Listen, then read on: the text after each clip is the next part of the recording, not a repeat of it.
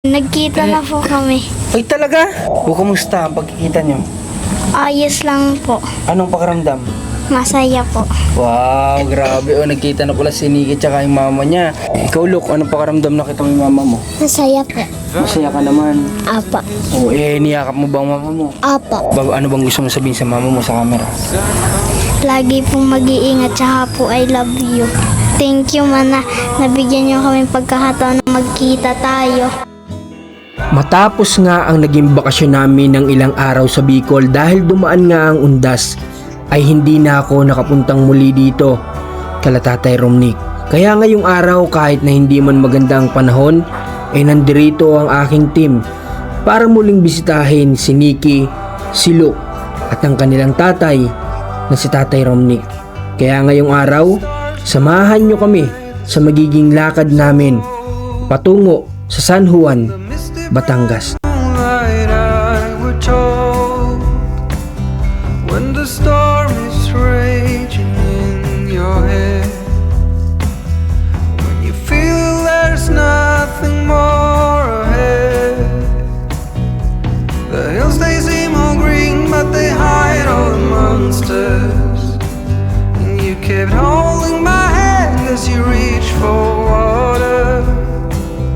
On the hills by the lake you were chasing your dream, and I gave you a rose that you kept on seeing, kept on seeing.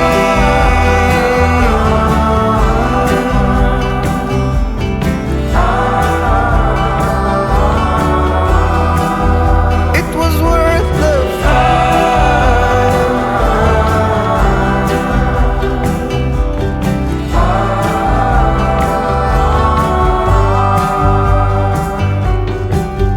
When the stars glow bright, the summer's old. Magandang hapon guys sa lahat ng mga pamilya natin na nandito ngayon na manonood natin.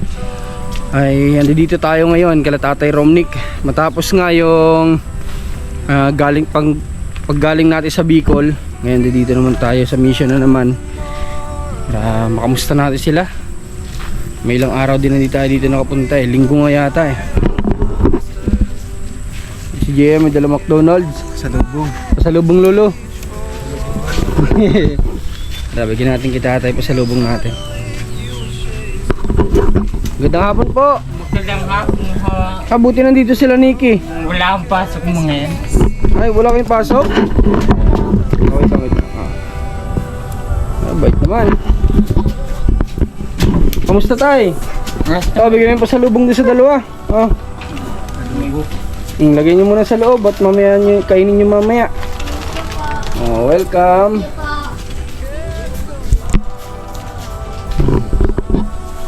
Tayo parang bumabata ka ngayon Ha? Parang pabata ka ng pabata. Kuwan? Ha? Anong meron tayo? Ba't bumabata ka? Wala. Wala naman po.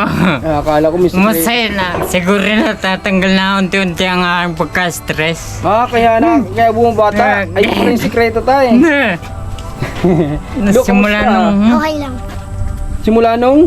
Simula nung kayo nariyan nabukasan ang stress mo. Nabukasan ang isipin. Isipin, ganda naman ni Nikki Nikki, kamusta naman? Paganda ng paganda. Okay lang po. Lagi nga pong kachat na yung tita. Ikaw, kumusta?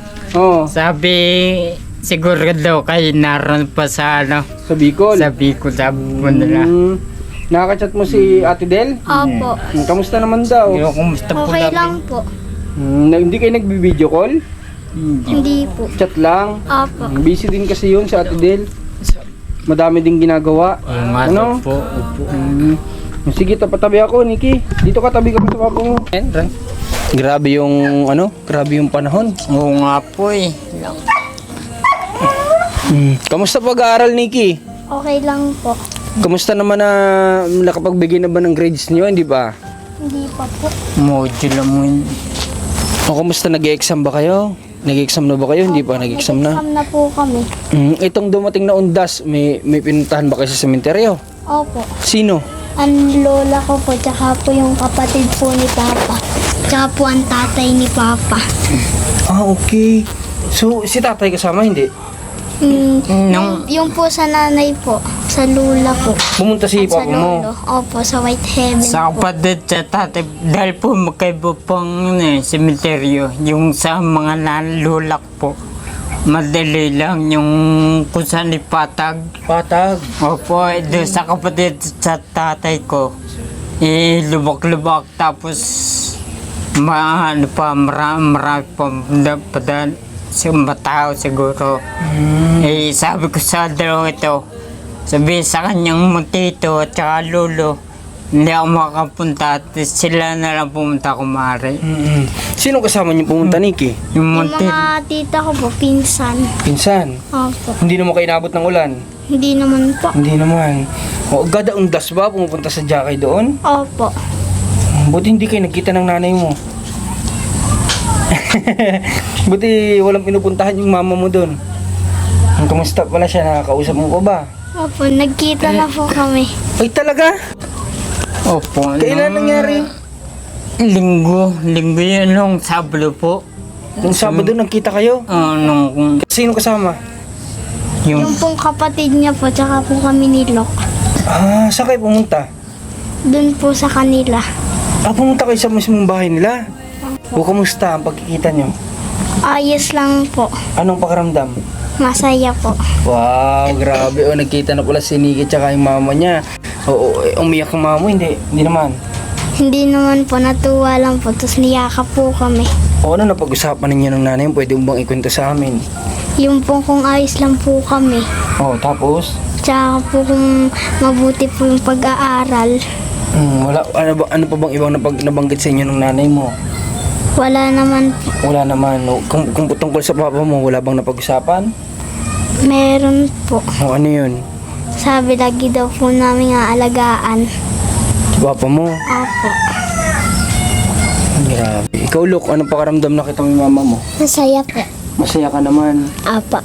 O, niyakap mo ba ang mama mo? Apa. Anong sabi sa'yo ng nanay mo? Anong natatandaan mo na sinabi sa'yo ng nanay mo? Love you. Sinabi kang ganon? Aha. Grabe. Paano kayo napunta doon? Sinundo kayo dito? sinundo po mo yan dito ng kanya. Tita. Sino nagsundo? Yung tita po namin, yung kapatid po ni mama. O tapos saan kayo nagkita na ng nanay mo? Doon na sa kanila o dito sa labasan? Doon po sa kanila. Okay, malayo ba dito? Malayo. Hindi, malayo. Tapos nung araw na yun mismo, hinatid na rin kayo dito. Opo. Okay, kung tatanungin ko kayo, gusto niyo po bang maulit? Opo. Sarap sa pakiramdam, di ba? Nung makita mo yung nanay mo, mayakap mo. Opo. Hindi ibig sabihin, Nikki, nakita mo yung mga kapatid mo doon. Isa lang po. Ngayon, kapatid mo, nakita mo. Opo. Anong nakakapagsalita na bang kapatid mo? Hindi pa po tinuturuan ko po maglakad. Tinuturuan mo. Iyakap mo naman ang kapatid mo. Opo, binubuhat ko. Ay, bilang ate, Nikki, ikaw, maluwag ba sa puso mo na tinatanggap mo yung kapatid mo? Opo. Bilang kapatid mo siya? Opo. Okay, so sana Nikki, kapag ka nagkaisip na yung kapatid mo, sana magkaroon din yung pagkakataon o oras na nagkakasama din kayo bilang magkapatid. No? Okay, sana magkaroon ng ilangan o samaan man ng loob o ano man, kasi pare-paras naman kayong walang kasalanan sa nangyari sa buhay ng mga magulang ninyo. No? Opo. Ano bang gusto mo sabihin sa mama mo sa camera? Lagi pong mag-iingat, tsaka po I love you. Sabihin mo sa kanya, salamat ma. Pagbigyan mo yung na magkita tayo. Sabihin mo sa kanya sa camera. Thank you man na nabigyan niyo kami pagkakataon na magkita tayo. Grabe. Hindi ko na-expect guys, wala akong balita na nagkita pala sila. Sana tayo sumama ka. Ba't ka sumama? Ba't ka sumama? Hindi na. Ha? Bakit ayaw mo? Ha? Bakit ayaw mo sumama?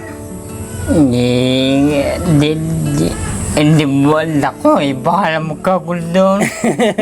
Baka magkagulo. Tama nga naman. Sila-sila na lang. Masaya ka naman tay na sila ay nagkita ng nanay nila. Masaya naman ako. Hindi ka naman nag-worried na baka mamaya hindi saan ibalik mga anak ko. Hindi naman ako. Hindi naman. Wala ka namang iniisip na ganun. Hindi ako.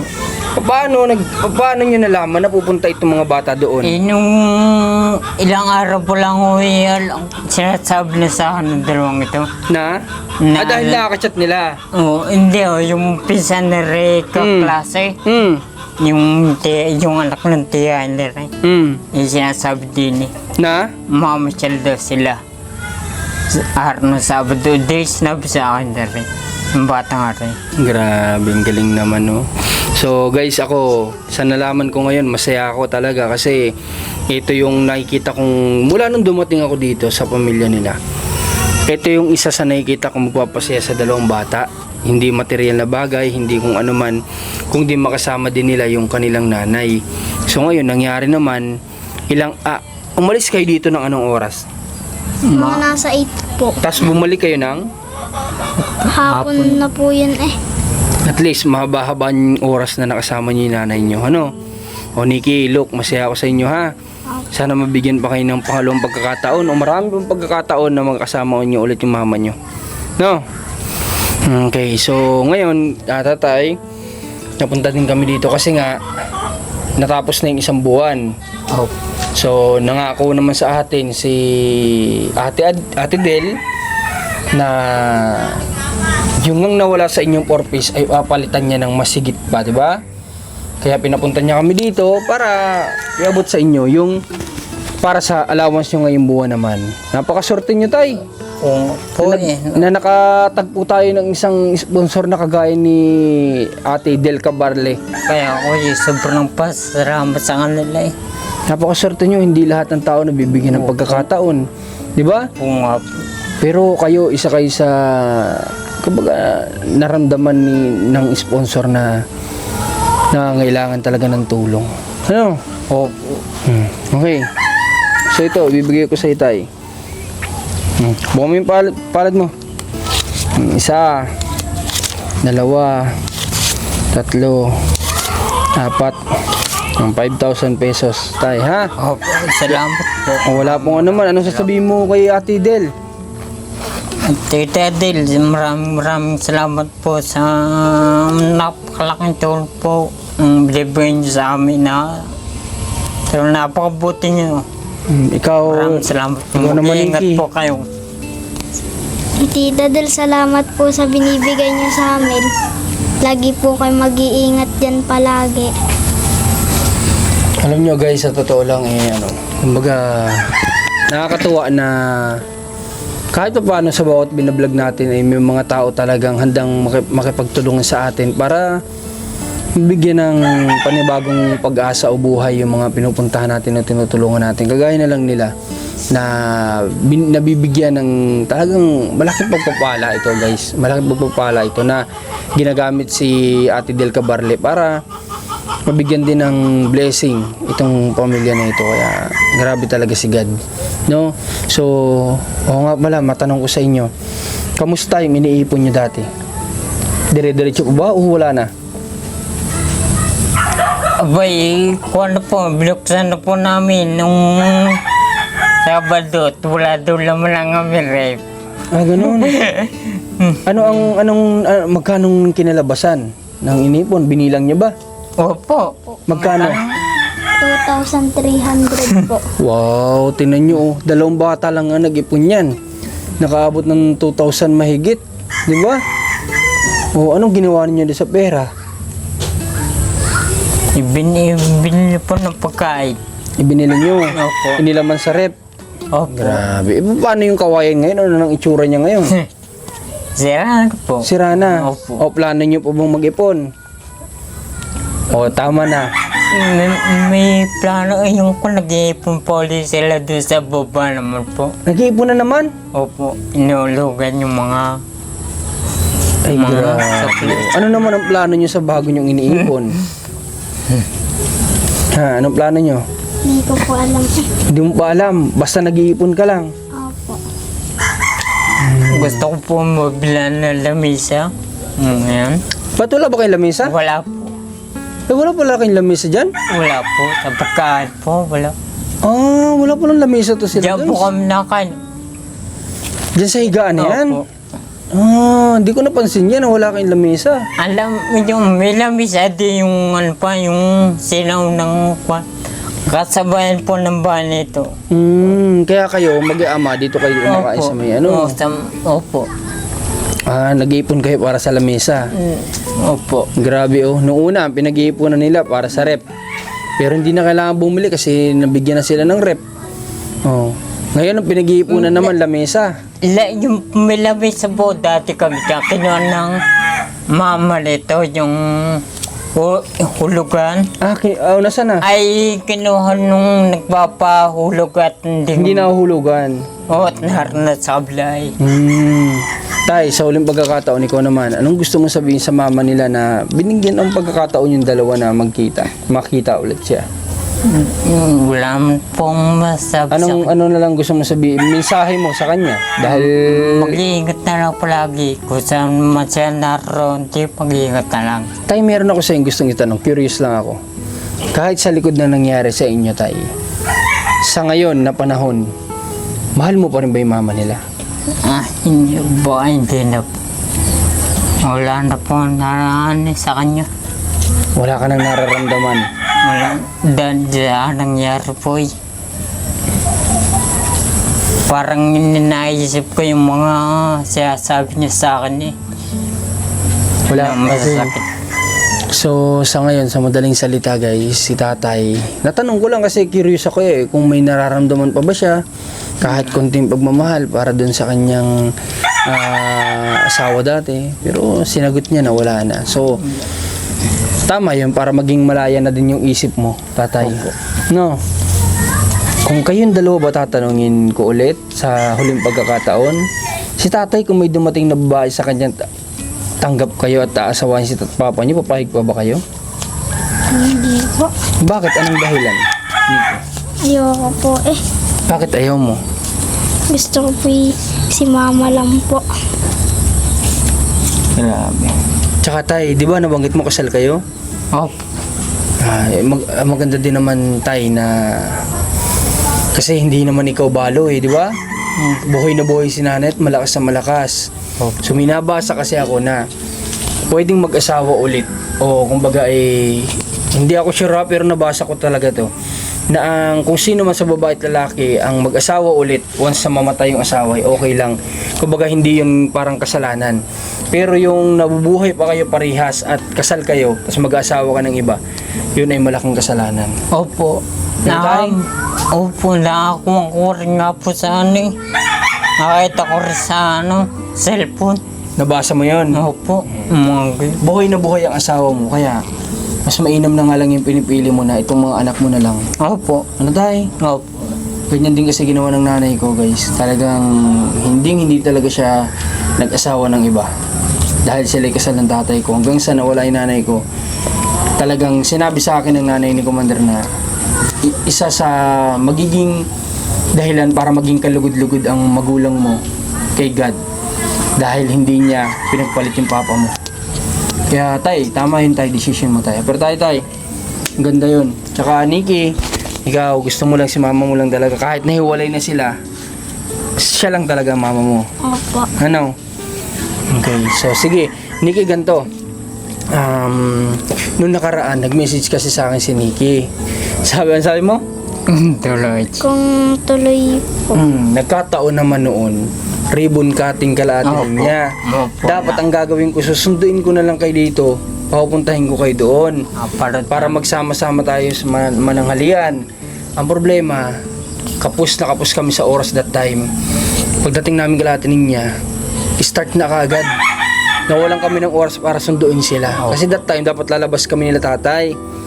Kasi nagkataon na hindi ko alam, magkasabay pala ng schedule yun. Sabi ko nga, pagbalik na lang natin galing Bicol, gagawa tayo ng paraan para makalabas kami. Kaya ngayon, dinalang ko na muna kayo ng McDonald's para may pagsaluhan naman kayo. No? Opo. Alright, so sige, sa ngayon tay, ito yung sadya namin dito sa inyo. Magbisita kayo. Maraming salamat po. Pero okay lang naman kayo lahat. Pare-parehas. Okay lang Okay. po. Sigurado kayo? Opo. May gusto ko ba kayong sabihin? Ano pang, ha? Ingat na lang po kayo at saka po salamat. Walang ano man. No? Sige. Magme-message ako sa inyo pag hindi, sa isang araw kasi lakad namin kalahati niya eh. Medyo marami kaming gagawin doon. May pasok na ba kayo? Kailan pasok nyo? Di ko lang po alam kung may pasok po kami. Bakit? Di ba may GC na kayo? Oh. May internet pa ba kayo? Meron. Bakit hindi kayo naka-update? Ano ba? Wala kayong balita? Eh, kanina wala kwan nag-message lang yung kanilang Ganito na lang mister. gawin nyo, magtanong na lang kayo sa GC, kung kailan kayo may pasok, ha? Tapos ako naman ang i-update nyo kung wala kayong pasok ng Sabado, Linggo, ganyan, ha? Ha? I-update mo ulit ako, ha? Pasensya na kayo nung nakara kasi nagkasabay-sabay schedule natin, ha? Wow. Kami, kung tutuusin, gustong gusto namin kayong mailabas. Ano? Yung kakataon lang na may mga nakakasabay tayo ng schedule at kinakapos yung oras. Alam niyo naman sa panahon ngayon, guys. Kanina nga nag-uusap kami, pitsasin ko na kagad ngayon. No. Ikakaundas pa lang. Kabis. O, di ba? Ganun nakabilis yung panahon ngayon, yung oras na umikot, parang minuto na lang. Kaya, wala, kulang na kulang talaga. No, Nikki, naunawaan naman. Baka galit kayo sa akin. Hindi po. Baka nagtatampo. Hindi po. Hindi naman. Aber tayo, Nikki. Kung ganun. Luke, aber tayo, Luke. Bawi ako sa inyo, ha? O, sige. Sa ngayon, paano? Pupunta na muna kami. Ha? Ito lang naman yung gusto ko, mabisita namin kayo. Ano? O, liga, Luke. Payakap si Kuya Marco sa inyo. Liga dito. Para na itong wala kasi akong kapatid. Para ko na kayong mga kapatid, basta kuya tawag yun sa akin, masaya na ako. At malalayo mga kapatid ko sa akin, ha? Opo. Sige. Punta na rin kami tayo, ha? Opo, mag-iingat po kayo. Sige Salamat. po, naman. Sige po. Sige. Okay guys, palabas na tayo dito sa area nila Nikki, ni Luke. At masaya naman ako sa naging balita nila sa atin na nagkita na pala sila. Wala tayong update doon, pero okay lang. Ang mahalaga, masaya ako at proud ako pa rin sa nanay nila na tinupad yung pangako niya na magkakasama-sama sila. Baga napagbigyan tayo sa request din natin. So salamat kay nanay. Sana marami pagkakataon na bisitahin niyo yung mga anak niyo o papuntahin niyo diyan para makabanding niyo po. Palabas na rin tayo sa area. Ang hirap magsalita pag ganito, guys. Sobrang sakit, pero pinipilit ko pa rin makapagsalita. Nowhere to be. Got nowhere to be. Tapos na tayo guys ng area. Grabe struggle talaga dito guys kapag naka 4 wheels ka dito.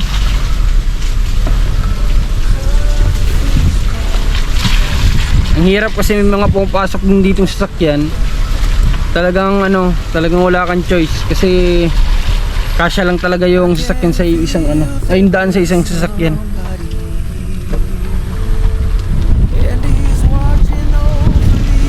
Tsaka ito yung putik, ito yung laging sakripisyo ng mga bata din.